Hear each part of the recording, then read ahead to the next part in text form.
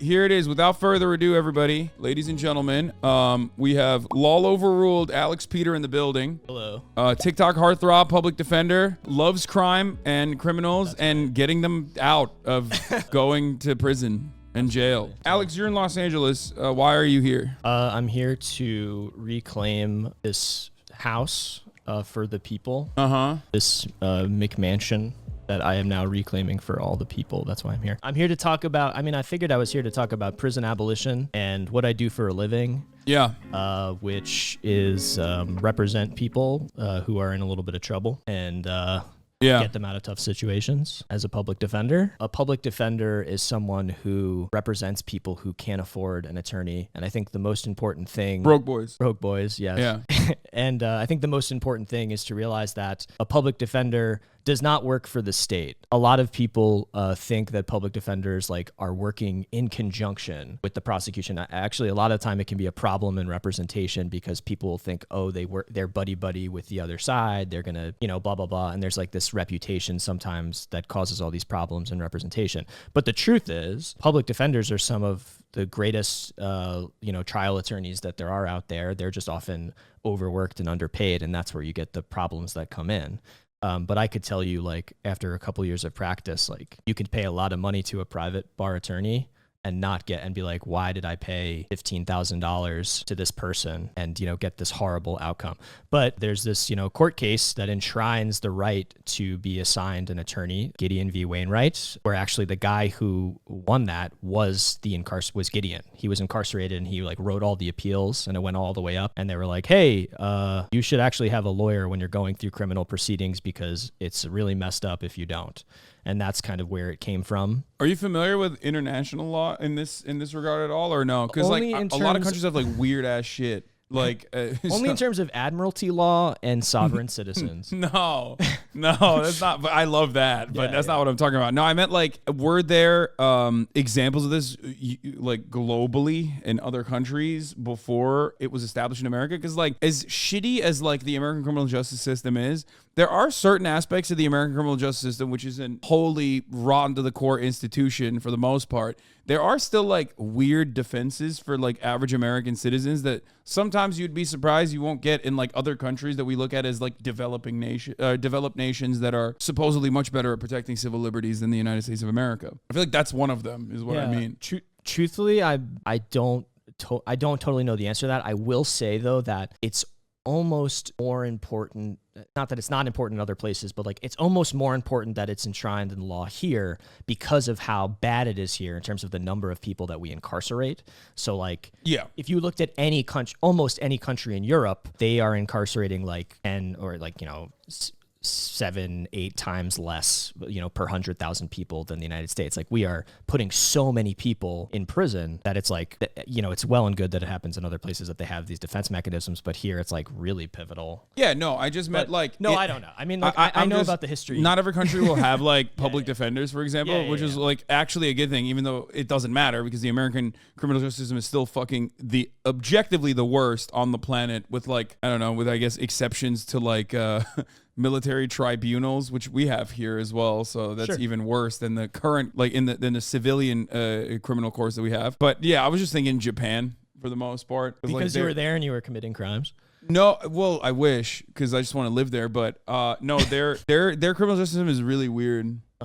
I don't know. They will basically torture you into a plea before there's any sort of they have a 99% conviction rate. Wow. So we kind of do that here in a way. Pretrial detention is a form of torture. Yeah. And Japan does that as well, is what I mean. Yeah. They do it up that's to, what we do here. I think it's legal up to 28 days, which is still better than the American system because pretrial detention can be months, permanent. Years. Khalif Browder was incarcerated at Rikers for 3 years while he awaited trial for stealing a backpack, allegedly. And he was in solitary confinement for 700 days in that 3-year period. Yeah. They killed him. He got out, Yeah. but he, unfortunately, he took his own life. And I think there's a direct line, obviously, between what he experienced while he was incarcerated. There was never any evidence that he stole a backpack, by the way. Like, they didn't even. Yeah, no, I wasn't saying. For the record, blah, like, blah, blah. literally straight up, it was for a backpack. Even if he had, it's ridiculous. But like, he had not. There was no evidence whatsoever. Yeah. So unfortunately, I think pretrial detention is a horrible thing. Yeah, and they can detain you before they know if you actually did anything for like 28 days in Japan. Yeah, which is why they always say, like, if you're visiting and they like suspect you of doing a crime, just say you did the crime instead of like trying to fight it, because usually like that's the quickest way to get out of any issue. What? Yeah, it's weird. So obviously it's not like murder, you know what I mean? They're not like, oh, you did a murder, like you have to go through the proper process. But if it's like a minor, like a petty crime or some shit. Well, murder's not really like a big deal, you know what I mean? It's just like one-on-one. Yeah, true. Yeah, also like murder, very cool as far as crimes goes, you know? It is sort of the most badass of crimes. Yeah, I agree. You know, as defense attorneys say, it's just an assault without a complaining witness. You're going to be, okay, so you're going to, so as a public defender, you are probably like the most normal of lawyers. No, that's not true at all. No, I think like it's the most palatable to me, at least. Okay, fair enough. I mean, like, what you do is you defend people who don't have money to hire or retain counsel, and you're doing it in you know, criminal situations where like they would literally, their detention would be significantly worse. Oftentimes, what percentage of like your clients, I guess, is that the right term? Did you say clients? I say clients. Okay, what percentage of your clients are like, you know, arrested over petty shit like loitering or like homelessness? Well, so like I don't want to get into my clients specifically, but speaking about it generally, the vast majority of arrests that occur in the United States, like we're talking more than like 75% are for petty crimes and misdemeanors. Yeah. You know what I mean? And the way that most people interface with the police in the United States is like on the street, like in their car and on the highway and stuff like that.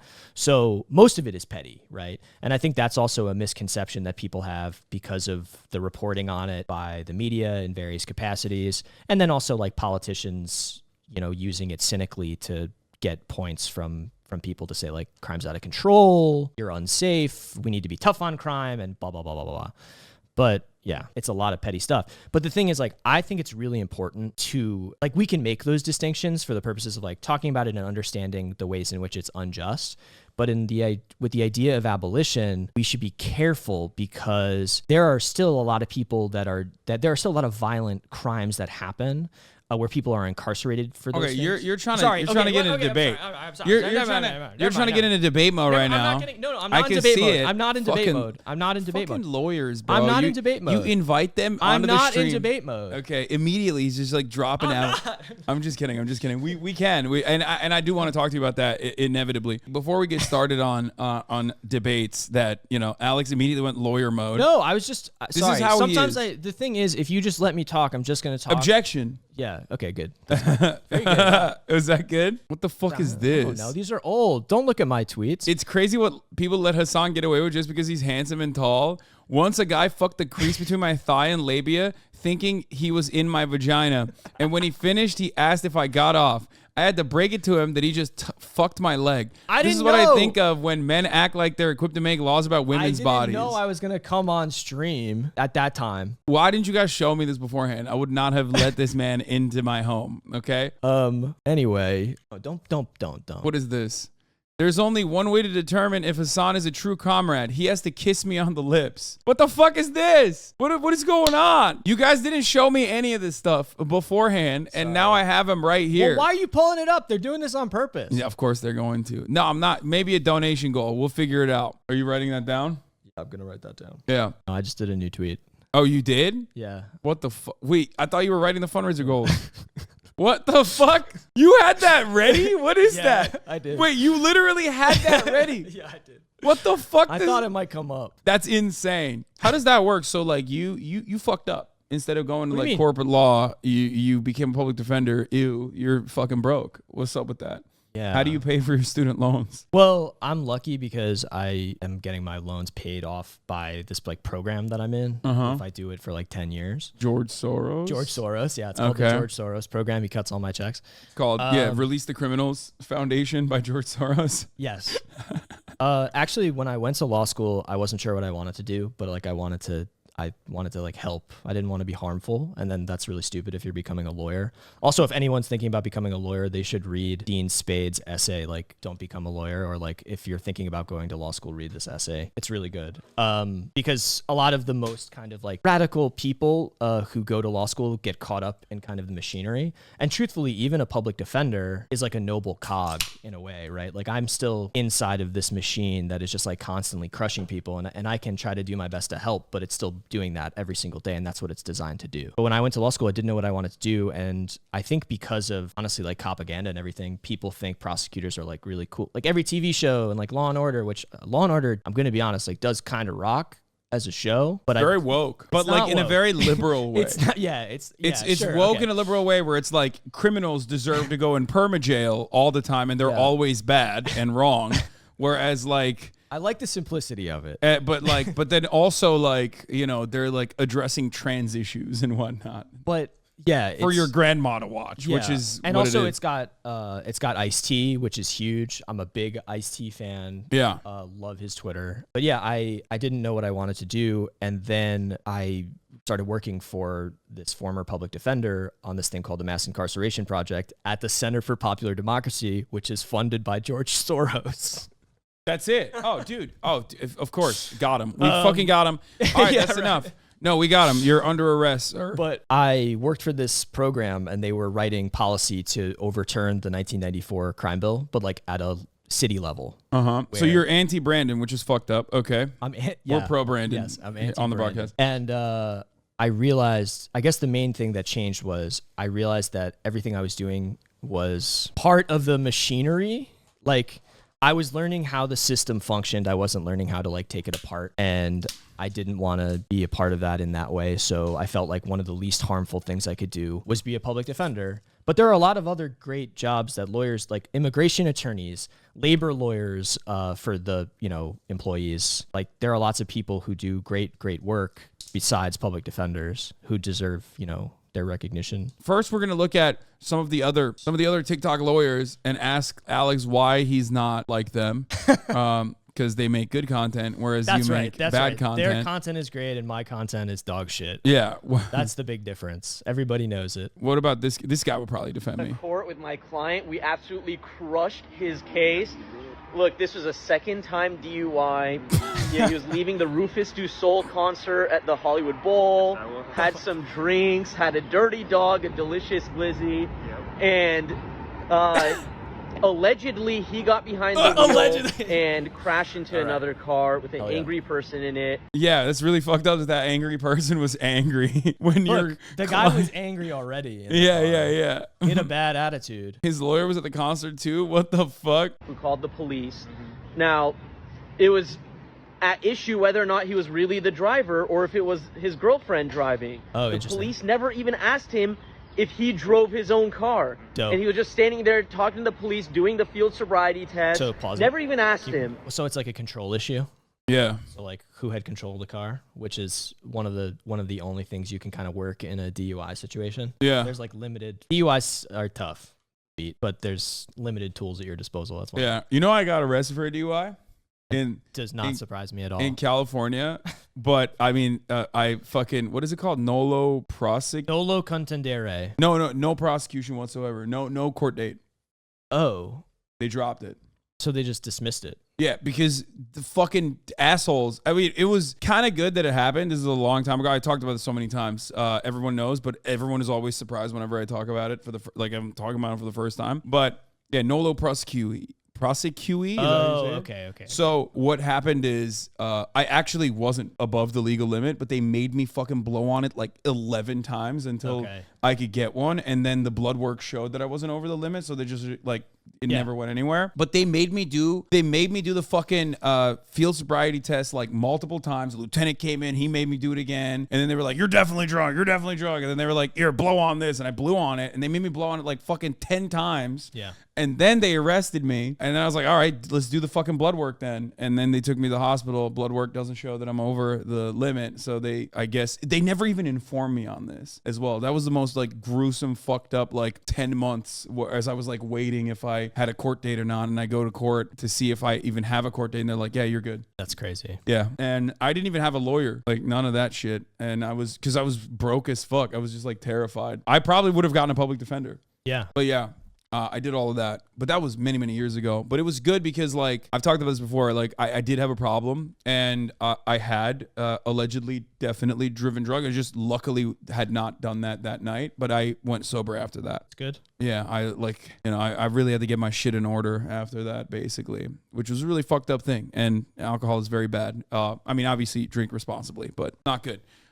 Anyway, I'm glad you went through that journey. Yeah, it would have been better if I hadn't, but well, you know what I mean. I'm glad it worked out. Yeah, I am now an advocate for drinking and driving. So like, because like think about it this way: most car accidents, sober drivers, overwhelming majority, as a matter of fact, are sober drivers. Okay, and unfortunately, we don't have any data on like how many drunk drivers who don't get caught successfully get home without an accident. Oh, so you're saying like the stats are on our side, actually? Yeah. Okay. Like I think people drive better when drunk. Sure, that's what everyone says. Yeah, until they're wrapped around a telephone pole with their Mustang. But you know, that's worst ways to go out. But yeah, it's just like as long as you get your practice in, I think like drunk driving should be fine. Okay, That's my advocacy. Respectfully disagree, but I hear you. Okay, not very public defender of you. Okay, I'm just saying this guy on the other hand, he'd get me off. I'm not saying I wouldn't defend somebody. I'm just saying. Have you I don't know if I'm allowed to ask you this, but have you defended someone where you're like, I don't want to defend this guy, like his vibes are off? No, never. It's an interesting question, and it's one that I feel like I get all the time in different ways. It's like, oh, what if someone's guilty is like what people ask. And it's like, well, you can't. But the thing is like, I don't care really about any of that. What I care about is like representing the person to the best of my ability and getting them the best outcome and being a zealous advocate for them. And also like recognizing that the overarching system is so messed up and hurts so many people in different ways that it's so much bigger than like the individual in terms of the representation. And also everybody's entitled to a legal defense, like, not just like from the Constitution, but typical lawyer speak, by the way, guys. What? I mean, like everybody, This is how they get you, okay? This is how defense attorneys fucking yeah, that's right. Get the, this is how I get in your head. You know who else said that? Alan Dershowitz. Oh, that's right. That's right. Yeah. The number one, the GOAT. The GOAT. He's gotten off so many people. But it's true. He did. Yeah, well, Alan Dershowitz aside, I mean, I think there's a lot of ways to look at it, and it's like representing people who are accused of doing something like especially heinous, to use the Law and Order speak. It ensures that all of everybody else's rights are also, kind of strong and protected. Because you want to make sure that those that wall is in place, that people's rights are actually getting respected, which they so often aren't, right? And it's like I'd rather 10 guilty people go free than one innocent person go to jail. Damn, you heard it here. That's why he's a George Soros guy, dude. Look at this. He said he wants to get off guilty people exclusively. Pro-crime. We're pro-crime. Also, the idea, guilt. It's just like it's a really myopic way of looking at it, and I want to encourage you and everybody in chat also to try to get away from that and think about it a little bit differently in terms of every time I would represent someone, and I have represented someone, I get their entire case history, like I know their whole history, their rap sheet, and like every single person, there's a story behind who they are and how they got there and the things that happened in their life. And like, you won't believe the things that you'll hear of like what people have experienced, like obviously these horrible things and these traumas that have impacted their whole life. And when people go through those traumas and they also live in poverty and they also don't have resources and they don't have healthcare and they don't have housing, it starts to become, of course, this is what happened, Yeah. So I think like it's too small to be like, that guy did something really bad, so like, why are you representing that guy? You know what I mean? And that's kind of how I always feel about it. It's like, outside of that and the bigger picture of it as well.